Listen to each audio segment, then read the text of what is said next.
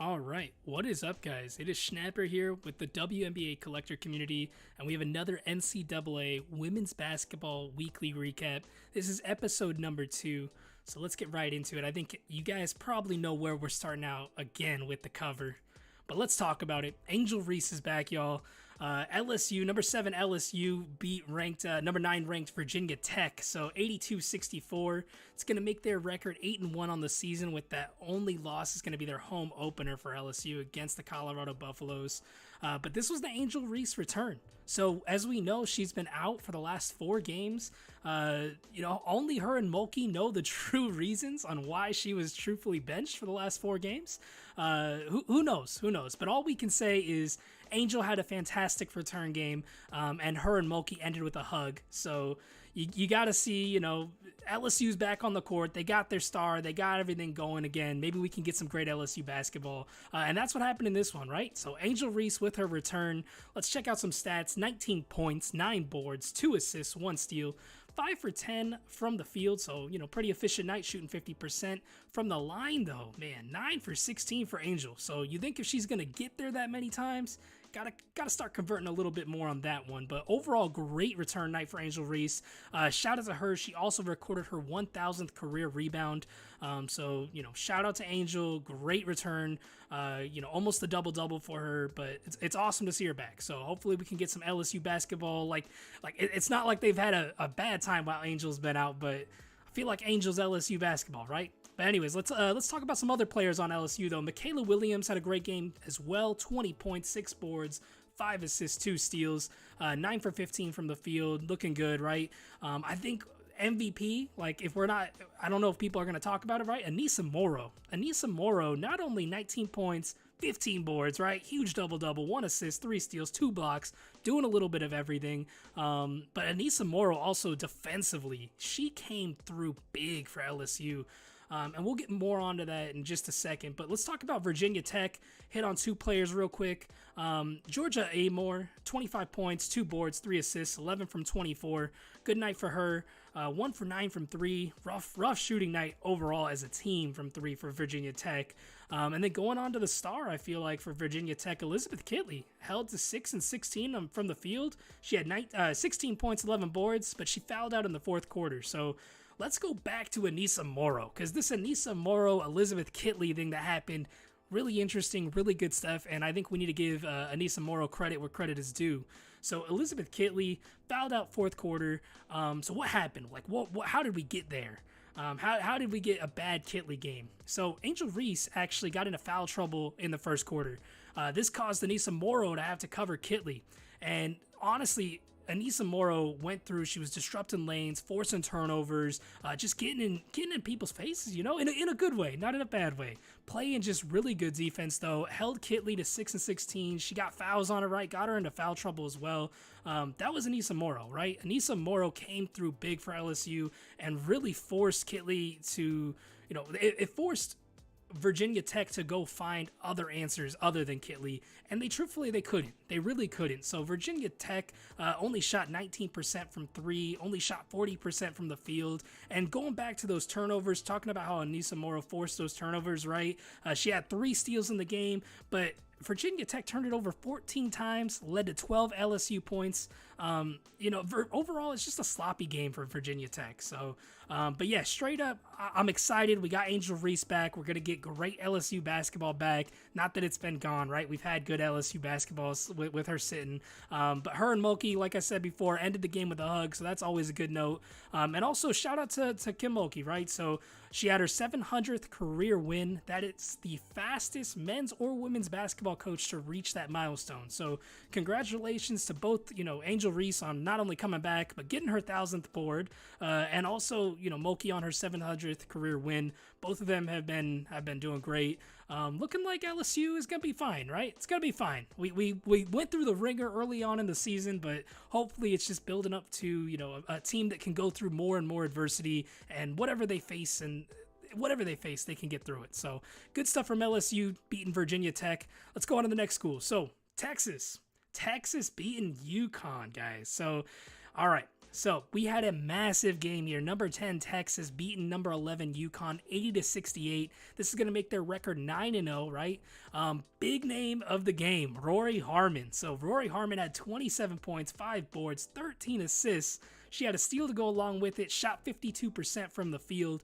Massive game from Rory Harmon, not only on the offensive end, but on the defensive end as well, right? She was able to lock down Paige. Paige was held to only 13 points in this game for UConn. And honestly, that's due to Rory Harmon coming up big on the defensive end, especially in the first quarter. She was just looking great, not only on the offensive end, but what she did on the defensive end is not going to get enough credit because that's not going to show up in the stat sheet. But yeah, straight up amazing big game from Rory Harmon. Y'all got to keep your eyes on her. Don't miss her, right? So anyways, going back through with it, Texas also had another notable player, Madison Booker, 20 points, 3 boards, 4 assists, 2 steals, and a block. And just hopping over to UConn, let's talk about it, right? Aaliyah Edwards led the team in scoring, 22 points, 6 boards, 3 assists. And Aaliyah had a great game, shot 80% from the field. She found her points where they were, right? Almost kind of going into that double-double territory if she gets a few more boards, right? But going over to Paige, let's talk about Paige, right? Because we talked about AZ and the injury last week, and I said that might have had some influence on the UCLA loss. Lots of stuff going on for UConn, but let's talk about Paige this game. 13 points, 4 boards, 2 assists. She shot 4 of 11. All of her points came in the first quarter, or not in the first quarter though, first half. She was held scoreless in the second half. So again, shout out Rory Harmon. She is the reason Texas dominated this game. But yeah, straight up, the Longhorns jumped out early on, and they just were hot. You couldn't stop them. You could not stop them. And also, they forced turnovers, right? Roy Harmon again played great defense. Texas Longhorns played great defense throughout.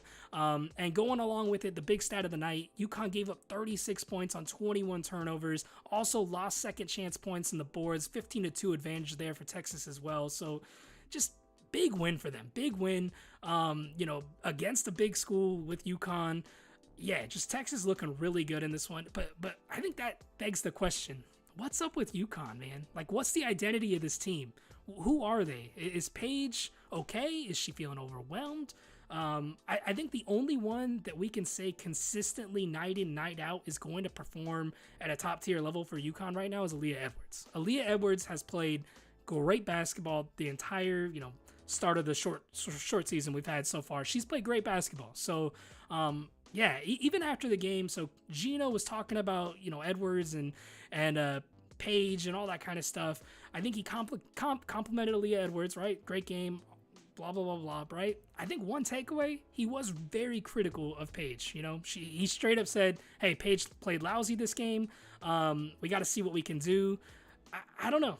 I don't know if this is all also on Paige. Sure, she might have had a bad game, but I think this is just a UConn problem right now, right? I don't know. UConn's got to figure it out. We got a lot to talk about with UConn, honestly, but we'll see. We'll see how the season's young, right? Season's young. Maybe they can get it together. This is the time to figure it out, right? So on to the next one, though. None other than herself. You guys know that I have to talk about Juju Watkins right now because she is the star of the NCAA, for me at least, and I think for a lot of people, she is the star of the NCAA right now. But USC, so we normally wouldn't be talking about these wins. USC had 2 blowout wins since the last time we talked. They beat Cal Poly 85-44. They also beat San Diego 89-58. So the Trojans are on a roll right now. And straight up, Juju Watkins is just playing ball, guys. She had 2 more 30-point games. That's why we're talking about Juju Watkins, right? So in that Cal Poly game, she had 30 points, 4 boards, 4 assists, 5 steals, 2 blocks. She literally did everything, right? Everything. San Diego game, 30 points, 8 boards, 5 assists, 2 steals. Again, does everything, right?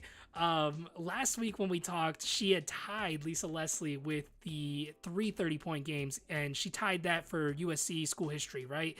She has officially broken that now, and she is now the school's leading leading player with 30-point games for women's basketball with 5. So she got 2 since we've talked. So, I mean, after the 2 games we've talked, Juju is now in front of everyone. She breaks Lisa Lessie's record. She still has 21 more games this season, guys. 21 more opportunities to continue getting these 30-point games. She is just like a magician on the court. I mean, her mid-range jumpers, what she can do attacking the rim. She's got a shot, right? She's got a 3-ball in her. She can do everything. Juju Watkins, I'm a Juju Watkins stan. That's all I can say. But this stat stands out to me, right? In 6 statistical categories, points, rebounds, assists, steals, and victories, only Juju Watkins and LeBron James have tied these levels, right? So these levels of production that Juju Watkins has seen in the first 5-6 games of the season, it only matches LeBron James. Men or women, doesn't matter, right? The only other athlete in the world to do what Juju Watkins is doing right now is LeBron James, okay? So I think that just, if Juju Watkins is not on your radar is severely broken. You need to go get another one, and you need to do it fast because you're missing basketball and you're missing some of the best NCAA basketball we got going on right now. So yeah, it's an interesting one, guys, but Juju Watkins is a can't miss show. You got to see her 12:30. So December 30th, we are going to see USC take on UCLA. I think that's really what needs to happen here to just get the eyes on Juju Watkins that she deserves. USC needs one more big game against a ranked school, and with number 2, right, ranked UCLA. What a better team, what a better time. That's the date. Juju Watkins is going to be known, all over the NCAA as the player to watch out for. So definitely keep your eyes on Juju Watkins and what she's doing at USC. Watch that 12:30, that December 30th game of USC versus UCLA. That should be a really, really good one. And yeah, we'll see if USC can keep it rolling. So we'll see. On to the next one, though. We're going to bring up the Battle of the Carolinas.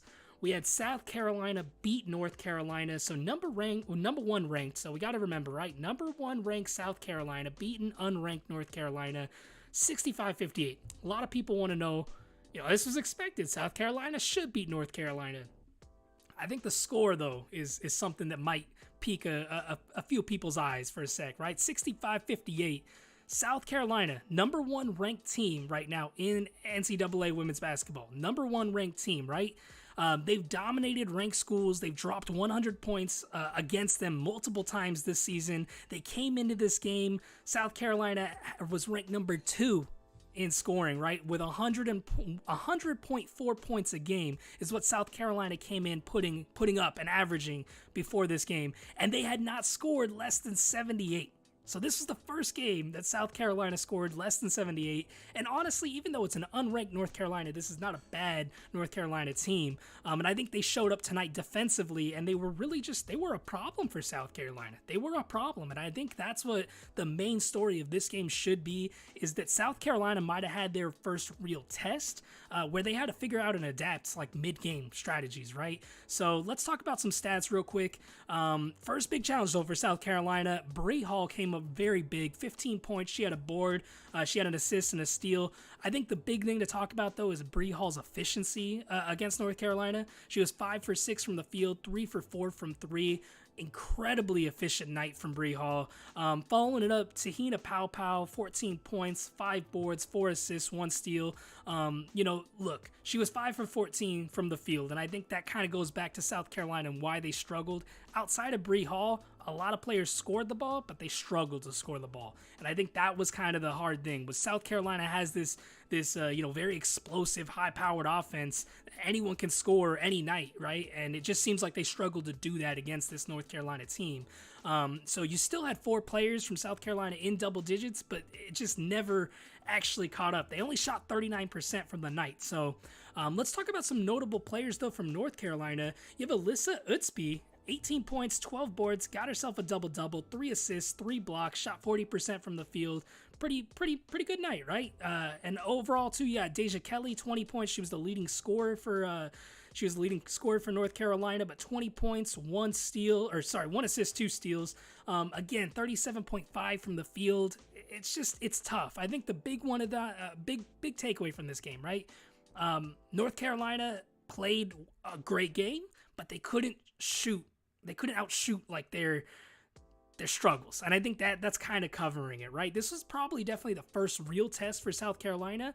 And that was kind of the thing. Like, this is a first real test. They handled it well. They got through. They found points when they needed them. And really, South Carolina had them. South Carolina beat them in the rebounds category. They just couldn't get those shots to fall. I think that was the thing. The team, so North Carolina only shot 31% as a team, 19% from the three, and 70% from the line. It's not going to get it done against the number one, right? And I think that's the thing. You move that up to a 40% from the field, 30% from three, and 80% from the line. That's it. That makes it so that North Carolina wins this game. So they were close. They were in it. It was a close game. South Carolina's first real test coming against North Carolina. North Carolina played a great game, but it's not going to get it done against the number one, right? So another great one there. But moving on to the next one, we got Notre Dame. So let's talk about Notre Dame versus Tennessee. We had number 18 Notre Dame beating number 20 Tennessee. So we had 74-69 your final score, makes Notre Dame 6-1 on the season. So their only home opener is their only loss, and that was to South Carolina. So, Notre Dame having a good season. See what they can put together. So player of the game, I think, for Notre Dame this time was Maddie Westbelt, man. 15 points, 10 boards. Again, double-double. She got it. 1 assist, 1 block. She shot 50% from the field, 6 of 12. So great game for Maddie Westbeld. Just all around. Notre Dame had a great ball movement this game. I think that's something we really need to credit them for. They played well in the mid-range. They found their shot, right? And they just got good looks. I think that was something to really credit Notre Dame for. Another player to just mention, Natalia Marshall, 15 points, 9 boards, almost had herself that double-double, 1 assist, 1 steal. She was 7 for 16 from the field, right? And yeah, honestly, Notre Dame, guys, 5 of the 7 players listed on their box score that night, right? They had double digits. So Notre Dame played great. They had great offensive ball movement. A shocking stat, the team shot 0% from 3. So even after getting the win and having a majority of their players in double digits, this wasn't like, it's not like they were raining threes, right? They went to the mid-range, they went to the inside game, and they found good looks, and they passed the ball well, and that's how they won this game, honestly. Notre Dame really, they just went on a run in the third quarter. I think they went on a 15-3 run. Huge third quarter, honestly, from the Irish. And yeah, this should be a big one. This should be a big one. So they came in ranked number 18 this week, beat number 20 Tennessee in this game. Should see how that moves them. It should move them quite a bit in the standings. So we'll see how that shows up on AP rankings in just a little bit. But on to the next one. Louisville beating Ole Miss. So number 22 ranked Louisville beating number 19 Ole Miss. So 64-58. Louisville's going to go 8-1 on the season. Their only loss is to Alabama a little bit earlier on. Shout out to the 2 players from Louisville that I think held it down. You had Nina Rickards as well as Kiki Jefferson. So Rickards, 15 points, 4 boards, 3 assists, 3 steals. Fantastic game from Rickards. And Kiki Jefferson's leading scorer, 16 points, 1 board, 2 assists. Moving over to Ole Miss real quick, just mention some players. Snudda Collins, 22 points, 2 boards. And Markeisha Davis, she had 12.6 boards, an assist and a steal to go along with it. This wasn't really a bad game from Ole Miss, other than just the shooting. I think there's two things that stick out on why Ole Miss lost this game. Because I truthfully think that while Louisville has a talented roster, I think that Ole Miss lost this game. So if you look at it right off the bat, something that strikes me as a scary stat, Ole Miss shot 9% from 3. So they were 1 for 11 from 3. That's not going to get it done. But another stat that goes along and kind of compounds on the 3-point ball, or the 3-point shot, right? They were 13 from 28 from the free throw line. So 46%. They're under 50% from the free throw line.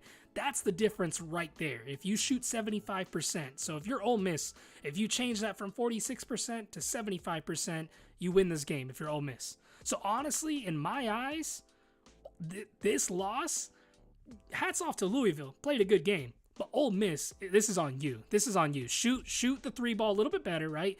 But if you can't do that, at least make 75% of your free throws and you win this game. So I think this game's going to haunt Ole Miss a little bit. Hats off to Louisville for playing a good one. But yeah, so let's go on to the next one. Have some upsets to talk about as well. So got to get some upsets talking about. So this one was a big upset. I think this is our biggest upset of the week. We had Gonzaga. The Zags, right? Good to talk about them. Gonzaga beating Stanford. So unranked Gonzaga beats number 3 Stanford 96-78. Absolute blowout. This is the first loss of the season for Stanford, and this is the worst loss for Stanford in nearly 4 years. So notable players for the Zags, you're going to talk about Brianna Maxwell, 27 points, 2 boards. She had an assist. That's her career high. So congratulations to Maxwell on a great night. And you have Yvonne Jim as well, 27 points, matching Maxwell in that category. She's got 12 boards to go along with it, 2 assists, a block, and a steal. Shot 68% from the field. Ejim had a great game. Gonzaga had overall 5 players in double digits. They just shot the ball really well. Overall, as a team, shot over 50% from the field, had 10 three-pointers. Massive win. And the fun part about this is Gonzaga stretches their home court win streak to 24 games. So, you know, Gonzaga absolutely came in as the underdogs in this one. Stanford, you know, was expected to win this, I think, and we had a great game from Gonzaga. Let's talk about Stanford because there was some notable things that happened to kind of lead to this. So just Kiki Uriafen, we got to talk about her because we talked about her last week. I want to bring her up again. She had a fine game, 10 points, 7 boards, 1 assist, right? Cameron Brink, again, Stanford basketball and Cameron Brink, that's what you could think. 10 points, 5 boards, that's it. So Brink, really quiet night. However, she did leave the game due to a sickness at halftime. So, you know, I don't know. To me, the Zags won this game. Even without Brink, I think that Stanford has the firepower needed to win a game, right? Cameron Brink defensively obviously holds it down, but this is a big win for the Bulldogs. You can't discredit them. I mean, dropping 96 in this game, coming out just shooting really hot, over 50% from the field, you know, making 10 threes. This is going to be a hard game to win, even if Stanford is at full strength with Brink in there, right? So big win for the Bulldogs. And just a little fun fact, right? Fun fact here, the 96 points allowed by Stanford is the most points they've allowed since 2000 against Oklahoma, where they allowed 102 points. So let me just say it again. Gonzaga scored 96 on Stanford. The last time someone scored that much against Stanford was 24 years ago.